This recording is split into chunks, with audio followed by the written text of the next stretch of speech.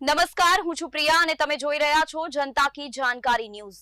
નજર કરીએ આજના સમાચારો। 2 દિવસ પહેલા જે આદરીના દરિયા કિનારે પ્રી વેડિંગ કરવા ગયેલ યુવતીઓની દુર્ઘટના મૃત્યુ પામેલ યુવતીને 3 દિવસની જીતુભાઈ કુહાડા, કિશોરભાઈ કુહાડા દ્વારા મહેનત કરી મૃત્યુદેહને શોધ્યો। વેરાવળ નજીક દરિયામાં ડૂબી ગયેલ તેમાંથી 4 છોકરીઓ બચી ગયેલ અને 1 છોકરી લાપતા હતી। ત્યારે અખિલ ગુજરાત માછીમાર મહામંડળના પ્રમુખ કિશોરભાઈ કુહાડા તેમજ વેરાવળ સમસ્ત ખારવા સમાજના પટેલ જીતુભાઈ કુહાડા દ્વારા દરિયાપટ્ટીના તમામ માછીમારોને ટેલિફોન દ્વારા જાણ કરવામાં આવી હતી કે વેરાવળના આદરીના દરિયાકાંઠેથી એક યુવતી ડૂબી ગઈ છે।